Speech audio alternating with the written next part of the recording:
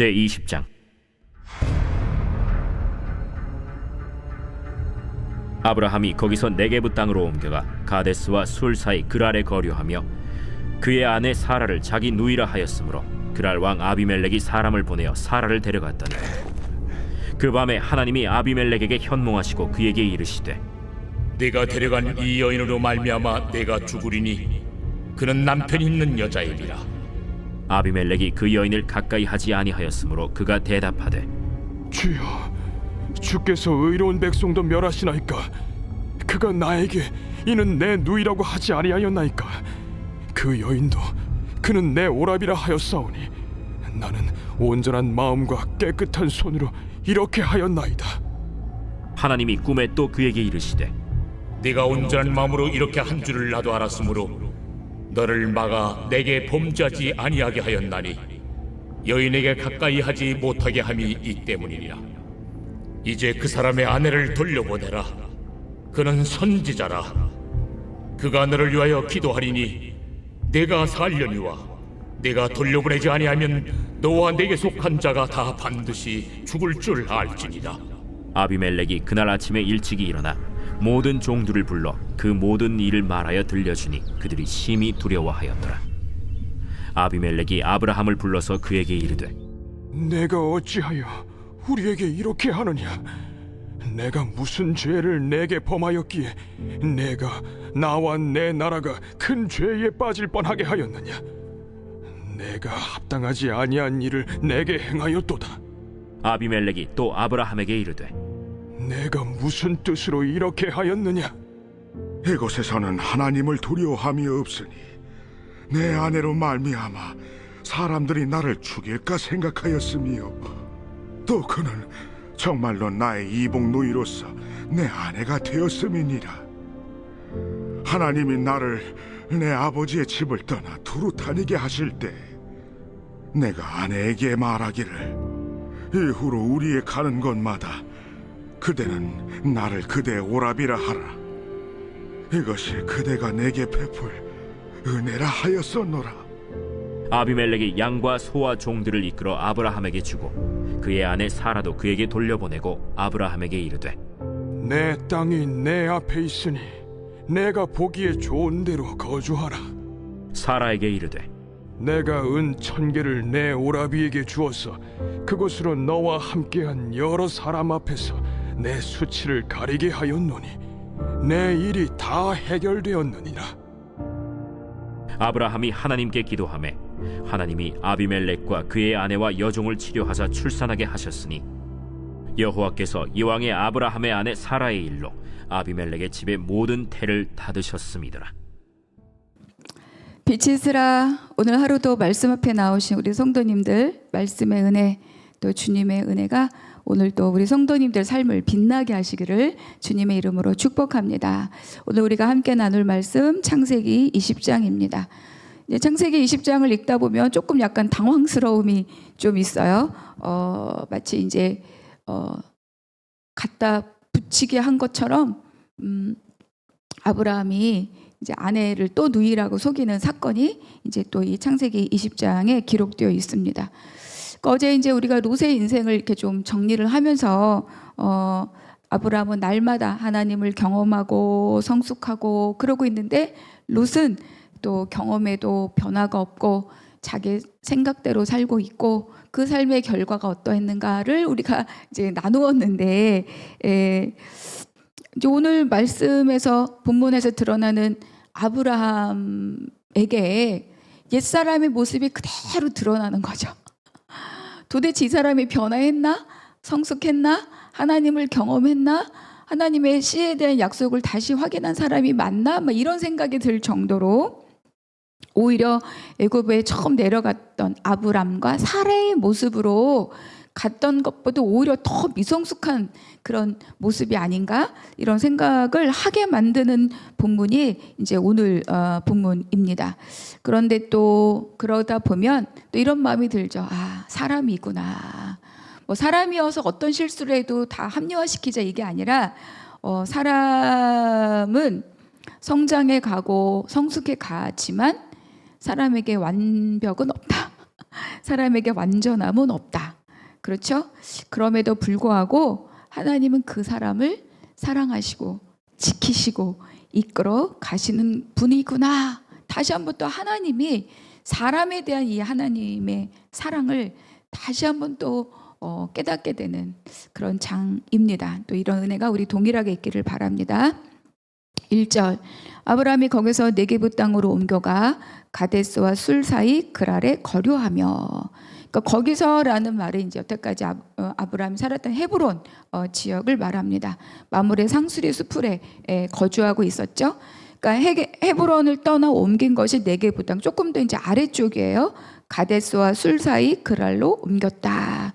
그러니까 네게부는 이제 남방이라고도 표시했다고 그랬죠. 이 유대 땅 남쪽 지역이고 조금 더 이제 사막 지역입니다. 가데스와 술 사이 그랄은 이제 블레셋 땅인 거죠. 그러니까 왜 장막을 옮겼는지는 여기서는 알 수가 없어요. 그러니까 애굽으로 갈 때는 기근이라는 그런 애굽으로 갈 수밖에 없었던 이유가 있었지만 여기서는 그런 이유를 기록하고 있지 않죠. 또 어떤 심경의 변화가 있었는지 모르죠. 그러니까 뭐 목초지나 아니면 어떤 이 불어난 가축들을 뭔가 조금 유리하게 하기 위해서 갔는지, 또 우물 때문에 갔는지, 또 뭐 어떤 심경의 변화가 있었는지 이거는 뭐 알 수는 없어요. 그런데 어쨌든 장막을 옮겼다는 것은 굉장한 일이잖아요. 근데 장막을 옮겼고 그리고 또 제단을 쌓았다 이런 기록이 요 이제 20장 9절에는 없습니다.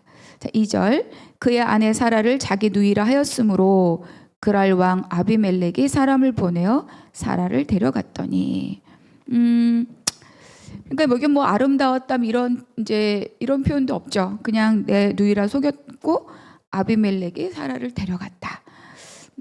그러니까 이제 하나님께서 열국의 어머니로 여러 민족의 어머니로 이 사레를 사라로, 그렇죠. 아브람을 아브라함으로, 그리고 또 한 번 이 씨에 대한 약속을 주셨음에도 불구하고 아내를 예전처럼 동일하게 누이라고 속이고 또 그랄 왕 아비멜렉이 이 사라를 데리고 갑니다.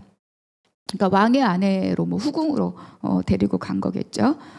그런데 나중에 이제 뒤에 하나님이 이 아비멜렉에게 나타나셔서 경고를 하시잖아요. 네가 죽으리라. 그때 그러고 난 후에 이 아비멜렉이 아브라함을 불러서 네가 왜 이렇게 했느냐 이렇게 물어봐요. 미리 좀 그걸 살펴보려고 합니다. 그 아비멜렉이 막 추궁하잖아요. 네가 나한테 왜 이렇게 했느냐. 그럴 때 이제 아브라함이 뭐라고 대답을 하느냐. 11절, 12절, 13절인데 아브라함이 이르되 이곳에서는 하나님을 두려워함이 없으니 내 아내로 말미암아 사람들이 나를 죽일까 생각하였으며 또 그는 정말로 나의 이복 누이로서 내 아내가 되었음이라. 또 하나님이 나를 내 아버지의 집을 떠나 두루 다니게 하실 때에 내가 아내에게 말하기를 이후로 우리의 가는 곳마다 그대는 나를 그대의 오라비라 하라. 이것이 그대가 내게 베풀 은혜라 하였었노라. 여기 있는 모든 말들은 애굽에 갔을 때 사레에게 제안했던 그 이유와 하나도 달라진 것이 없어요. 그리고 분명히 성장하고 성숙했고 롯에게 또 마땅히 땅을 선택할 수 있는 우선권도 주고 또 롯을 또 사로잡혀 롯을 찾아오고 막 이런 엄청난 그런 일이 있었음에도 불구하고 또 무조건 멜기세덱에게 11조도 드리고 어마어마한 성장과 성숙이 있었던 것 같은데도 불구하고 동일한 애굽으로 갔을 때와 동일한 연약함을 이 아브라함이 보여줍니다.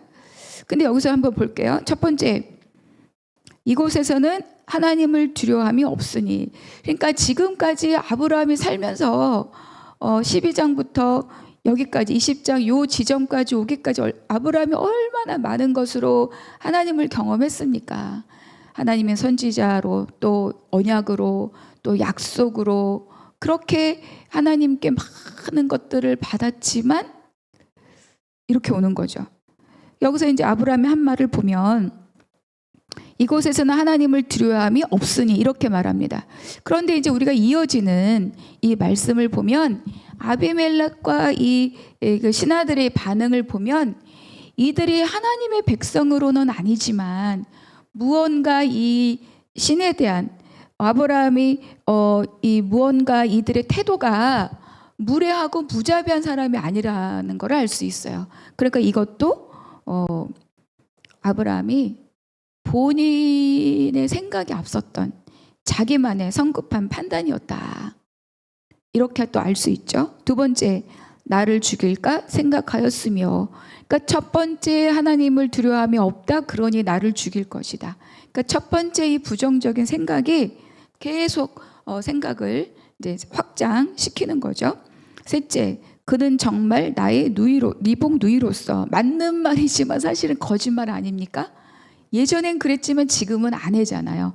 그러니까 거짓말로 자기에게 편리한 것만 갖고 와서 자기의 이 행동을 합리화시키고 있습니다. 네 번째, 하나님이 나를 내 아버지의 집을 떠나 두루 다니게 하실 때, 그러니까 애굽으로 간 일이나 또 그랄로 간 일이나 이거는 모두 뭐예요? 자기의 결정이었어요. 하나님께서는 고향과 친정과 아버지의 집을 떠나 내가 내게 명령할 땅으로 가라까지 하셨지, 네가 애굽으로 가라, 그랄로 가라 이렇게는 말씀하지 않으셨잖아요. 그런데 마치 이 일에 대해서 은근히 하나님을 이 상황에 끌어들이는 거죠.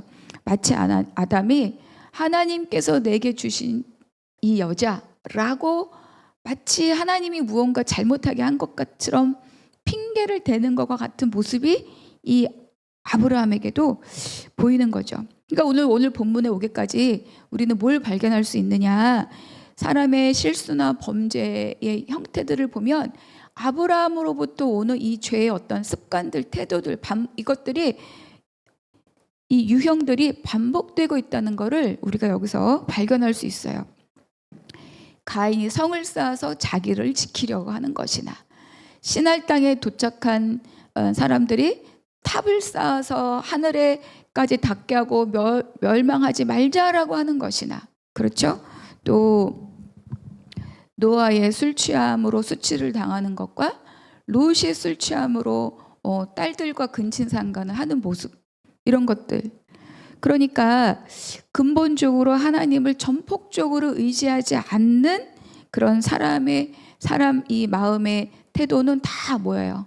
다 죄로 연결되고 있다는 것을 우리가 알 수 있습니다. 그러니까 이런 죄의 속성들이 각자의 삶에도 다 나타나는 거죠.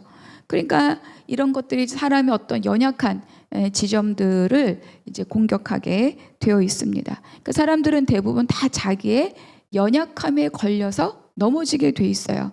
그러니까 사람이 자기의 삶이나 생활, 그리고 이제 유혹에 넘어지고 이런 것들을 잘 살펴보면 넘어지는 곳에서 넘어지고 이렇게 돼요. 어떤 이제 사람마다 이 뭐라 그래야 되나, 넘어지는 지점, 일정한 이 패턴이 있어요. 패턴이 굉장히 중요합니다. 그러니까 사람의 이 마음의 형태, 나의 연약함의 근원, 이런 것들을 잘 찾아보고 내 마음의 모양들을 발견하고 그것에 대해서 하나님 앞에 직면하고, 이런 것들은 굉장히 우리가 한 사람으로서 뿐만 아니라 하나님의 백성으로서 살아가는 거에 굉장히 중요한 일이에요. 그러니까 아브라함도 어느 지점에 동일한 상황과 비슷한 상황과 비슷한 유형의 사건들을 마주치면 이 연약함이 탁 발동을 하는 거죠.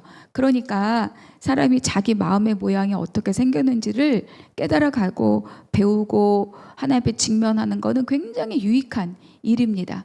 그래서 왜냐하면 이것이 단단해질수록 또 하나님에 대한, 또 하나님의 일하심에 대한 수용과 또 그것에 대한 감사할 수 있는 폭과 깊이가 굉장히, 하나님을 경험할 수 있는 이 깊이가 더 넓어지고 깊어지는 거죠. 아브라함도 많은 하나님을 경험하면서 깊어지고 성장하고 성숙해지고 그러고 있지만 어떤 지점은 여전히 연약함으로 남아있는 그런 지점들이 있었던 것이죠.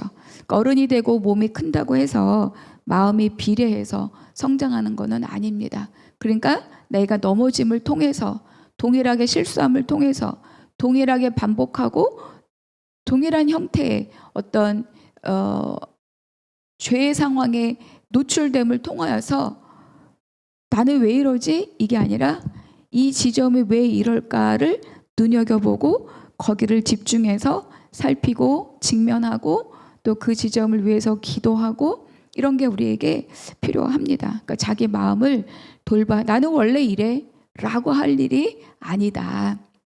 3절 그 밤에 하나님의 아비멜렉에게 현몽하시고 그에게 이르시되 내가 데려간 이 여인으로 말미암아 내가 죽으리니 그는 남편이 있는 여자임이라. 그 밤에 극적으로 하나님이 이제 나타나십니다. 한순간이면 사라는 수치를 당하게 되고 이것은 사라를 통해서 아브라함의 씨가 약속되었는데 그 씨에 대한 하나님의 약속이 소용이 무용하게 되는 이런 위기가 된 거죠. 그러니까 굉장히 위기의 그런 순간입니다. 그러니까 하나님이 급히 적극적으로 아비멜렉에게 나타나셔서 내가 죽으리라. 내가 죽을 거야. 먼저 말씀하시고 사라에게는 남편이 있어. 하나님 얼마나 마음이 급박하셨는지를 알 수 있습니다. 그러니까 이제 아비멜렉에게 이제 이 간음죄를 물어보시는 거죠. 이제 이때 고대 근동 이 고대 문화권에서도 간음은 굉장히 심각하게 다루는 굉장한 큰 범죄예요. 특히 남편이 있는 여인에 대한 거는 굉장히 무섭게 다루는 사형까지도 가능한 그런 죄였습니다. 근데 이제 이 아비멜렉이 아주 나는 깨끗한 손과 깨끗한 마음으로 했습니다. 그리고 사실 아비멜렉 굉장히 억울한 입장이죠. 속인 거는 아브라함이니까. 그래서 강력하게 항변합니다. 하나님께서 의로운 백성도 멸하십니까? 이렇게 이야기하는 거죠. 6절에 의하면 하나님도 이 아비멜렉이 의도를 갖고 속여서 빼앗은 것이 아니라는 것을 너무나 잘 알고 계십니다. 그래서 아비멜렉이 하나님 앞에 죄를 짓지 못하도록 막으신 거죠. 그리고 이 여인을 범하지 못하게 한 거고. 그런데 이제 뭐라고 말씀하십니까? 아브라함에게 죄를 짓는 것이 아니라 하나님 앞에 범죄하지 않도록 하였다. 이렇게 말씀하는 거예요. 왜 하나님 앞일까요? 이 사라는 그저 한 남자의 아내가 아닌 거예요. 이 사라는 하나님의 구속사의 언약을 가진 여인인 거죠. 하나님의 구속사의 씨를 담을 그릇인 거예요. 그러니까 이건 단순하게 한 남편의 아내를 빼앗았다 해서 끝나는 게 아니라 하나님의 구속사를 회방하는 일이기 때문에 그리고 이 또 왜 적극적으로 개입하셨을까요? 이것은 아비멜렉이 계획한 일이 아니기 때문에 못하도록 막아서 아비멜렉에게도 살 길을 주시는 거죠. 7절 이제 그 사람의 아내를 돌려보내라. 그는 선지자라. 그가 너를 위하여 기도하리니 내가 살려니와 내가 돌려보내지 아니하면 너와 네가 속한 자가 다 반드시 죽을 줄 알지라. 여기서 이제 하나님께서 아브라함을 뭐라 그래요? 그는 선지자라. 사실 뭐 막 선지자라고 할 만큼 뭐 대단하게 지금 이 장면 속에서는 아브라함은 선지자답지 않은 사람이에요. 그런데 왜 하나님께서 아브라함을 선지자라고 하셨는가? 그에게 하나님의 약속의 말씀이 있기 때문에 하나님이 앞으로 하실 일이 무엇인지를 알고 있기 때문에 그래서 하나님께서는 바로 이렇게 아브라함이 그는 선지자라 이렇게 말씀하는 거죠. 뭐 선지자가 막 예언을 하고 막 뭐 너는 여길 가라 저길 가라 이런 게 아닙니다. 하나님의 말씀을 품고 있는 자, 그 말씀이 이루어질 것을 믿고 행하는 자, 그 말씀을 믿고 선포하는 자, 그가 바로 선지자인 거죠. 여러분에게 하나님의 약속의 말씀이 있고 그거를 품고 믿음대로 행하고 있다면 여러분 선지자이십니다. 아브라함은 그래서 하나님께서 선지자다 이렇게 말씀하고 있습니다. 그리고 이제 이 하나님의 약속의 말씀은 하나님이 맹세하신 거잖아요. 마주 놓은 고기 사이를 타는 횃불로 하나님이 그 사이를 지나가시면서 하나님께서 직접 이것을 언약을 맺으셨죠. 그리고 하나님께서 이것을 이루어 가실 것이다. 14절 아비멜렉이 양과 소와 종들을 이끌어 아브라함에게 주고 그의 아내 사라도 그에게 돌려보내고, 또 16절 사라에게 이르되 은 1000개를 내 오라비에게 주어서 그것으로 너와 함께한 여러 사람에게 내 수치를 가르게 하였노니 내 일이 다 해결되었느니라. 이방의 왕이지만 괜찮은 사람이었던 것 같아요. 그러니까 하나님의 경고를 두려워하고 하나님의 명령대로 다 실행하죠. 그리고 또 이방인으로 흘러 들어와서 또 자기를 속였잖아요. 자기와 민족을 위기로 몰아넣었잖아요. 그럼에도 불구하고 이 아브라함을 냉대하지 않고 재물을 주고 또 네가 원하는 곳에 거하라, 땅도 허락하고, 특히 이 사라가 밖으로 되돌아갔을 때 아무런 문제가 생기지 않도록 은 1000개를 주고 이렇게 말합니다. 네 일이 다 해결되었느니라. 네가 애쓰고 네가 수고하고 네가 스스로 보호할 일은 하나도 없다. 하나님이 다 행하셨고 내가 그 일을 행했다. 이렇게 말해주고 있는 거죠. 아브라함이 하나님께 기도하매, 하나님은 이 장면에서는 아무것도 정말 본이 될 만한 일이 하나도 없었지만, 그러나 하나님께서는 아브라함을 통해서 이 아비멜렉의 가문에 자녀를 출산하도록 태문을 열어주십니다. 하나님의 아브라함을 붙들고 계시고 하나님의 아브라함을 통해서 일하시고, 하나님께서 아브라함에게 네가 복이 될지라 라고 했던 그 말씀이 이루어져 가도록 하나님께서 일을 하고 계시다는 것을 알 수 있습니다. 그러니까 우리 안에 하나님의 약속이 담겨 있고 내가 그것을 정말 믿음으로 믿고 있다면 하나님이 연약한 우리를 다듬으시고 만드시면서 그 길들을 이루어 나가고 계시다. 아브라함이 훌륭해서가 아니라 아브라함을 붙들고 계시는 그 하나님이 만물의 창조주여 전능하신 하나님이고 약속의 신실하신 하나님이다. 그 하나님이 저와 우리 모두의 하나님이신 것을 너무나 기쁨으로 감사하는 오늘 하루가 되시기를 부탁을 드립니다. 오늘 또 20장 마무리하면서 오늘 나에게 주시는 그 한 구절, 그 구절 속에 나는 어떤 하나님을 경험하는가. 두 번째, 내가 정말 급작스럽게 탁 어떤 상황들을 마주칠 때 나의 가장 내면 깊은 곳으로부터 탁 치고 올라오는 그 감정이 무엇인가. 낙심인가, 두려움인가, 분노인가, 불안인가, 뭐 이런 것들 한번 이렇게 생각해 보시고 그 감정을 다시 한번 하나님 앞에 맡기고 기도하는 날이 되시기를 바랍니다.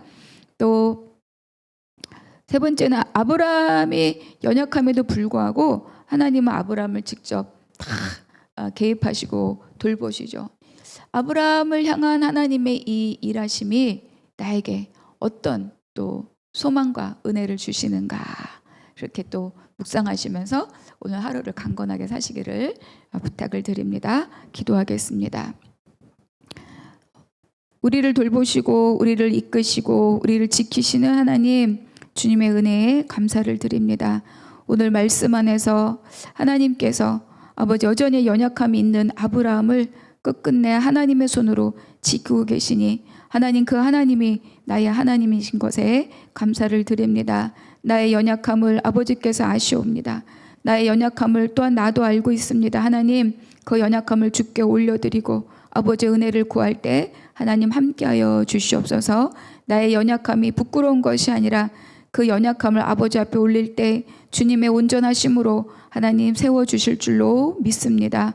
하나님, 그리하여서 날마다 하루하루 온전하게 우리 예수 그리스도의 장성한 분량만큼 성장해 나아가는, 또 그 과정을 넉넉히 쫓아가는 우리 모두가 되게 하여 주시옵소서. 모든 것 주께 부탁드리고 감사하며 우리 주 예수 그리스도 이름으로 기도하옵나이다. 아멘.